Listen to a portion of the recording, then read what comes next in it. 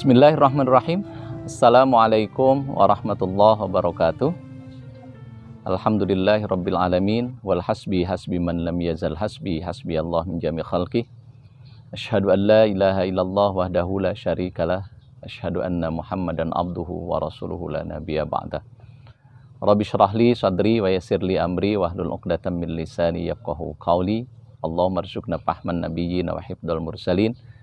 Allahumma nawwir qulubana binuri hidayatika kama nawwartal arda binuri syamsika abadan abada birahmatika ya arhamar rahimin.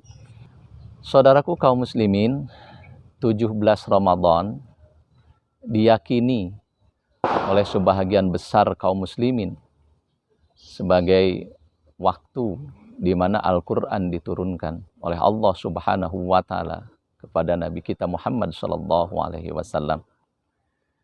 Oleh karena itu, sebagian besar kaum muslimin pada tanggal itu memperingati malam nuzulul Quran dengan tujuan merenungkan kembali, mengingat kembali, memikirkan kembali bagaimana Al-Quran diturunkan dan bagaimana seharusnya kita berbuat kepada Al-Quran. Sebagaimana kita tahu bahwa kaum muslimin memperlakukan Al-Quran, ada yang dengan membacanya, ada yang dengan menghafalnya, ada yang dengan mengamalkannya, ada yang dengan memahaminya, dan ada yang dengan mendakwahkannya. Tetapi perlakuan kita terhadap Al-Quran menjadi sempurna ketika kita membacanya dengan baik, menghafalnya dengan benar, memahaminya dengan lurus, mengamalkannya sepenuh hati, dan mendakwahkannya seumur hidup. Dalam peringatan malam nuzulul Quran, inilah keempat hal atau kelima hal ini akan kita aktualisasikan. Sehingga Al-Quran yang notabene sebagai kitab suci umat manusia akan benar-benar berfungsi sebagai petunjuk bagi kehidupan mereka untuk meraih kebahagiaan hidup dunia dan akhirat. Sejenak kita lihat peristiwa diturunkannya Al-Quran. Konon menurut para ahli sejarah, ia diturunkan di Gua Hira, tepat pada tanggal ke-17 Ramadan.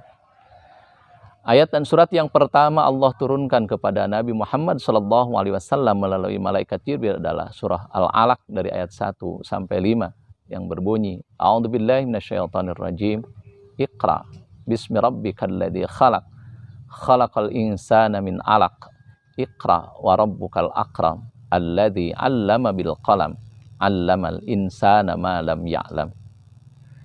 Konon katanya ketika Rasulullah SAW mendapatkan perintah itu, beliau sempat mengatakan, ma ana biqari, saya tidak bisa membaca. Para ahli tafsir memaknai, saya tidak bisa membaca paling tidak dalam dua makna. Yang pertama, ada yang mengatakan bahwa Rasulullah itu adalah ummi. Beliau tidak bisa membaca dan tidak bisa menulis. Tetapi jangan salah dipahami bahwa tidak bisa membaca dan tidak bisa menulis dalam hal ini tidak menunjukkan kelemahan Rasulullah SAW. Karena kita tahu bahwa membaca dan menulis adalah sarana untuk mendapatkan ilmu. Sementara Rasulullah SAW ilmunya sudah langsung ditransfer oleh Allah Subhanahu wa taala. Sehingga pengetahuan beliau tidak harus melalui baca tulis. Oleh karena itu sekali lagi ketidakmampuan membaca dan menulis bukan merupakan kelemahan. Karena pada dasarnya membaca dan menulis itu hanya sebagai sarana, sementara Rasulullah SAW relatif tidak memerlukan sarana itu karena ilmunya langsung dikirim oleh Allah Subhanahu wa taala. Makna yang kedua, makna biqari, saya tidak bisa membaca karena pada saat itu ketika Jibril turun tidak membawa sesuatu yang ada tulisannya yang bisa dibaca. Maka wajar kalau Nabi mengatakan makna biqari, saya tidak bisa membaca karena memang tidak melihat sesuatu yang bisa saya baca.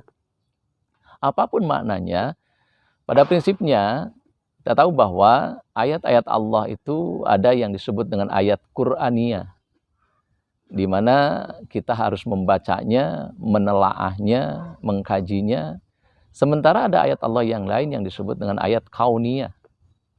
Kita harus mencermatinya, karena ayat-ayat kauniyah ini Allah isyaratkan dalam penciptaan alam semesta. Baik yang tertulis maupun yang tersirat di alam semesta, semuanya menuntut kita membacanya dengan benar, membacanya dengan baik, untuk diambil pelajarannya. Sehingga ketika kita sudah mendapatkan pelajaran dari apa yang difirmankan oleh Allah tersebut, kita bisa mengamalkannya dengan sebaik-baiknya. Disinilah Al-Quran akan berfungsi optimal sebagai petunjuk bagi kaum muslimin, bagi manusia yang mengimaninya, untuk meraih kehidupan yang lebih baik, kehidupan yang mengantarkan kepada kebahagiaan dunia dan akhirat. Oleh karena itu, peringatan nuzulul Quran menjadi sangat penting dilihat dari sisi ini.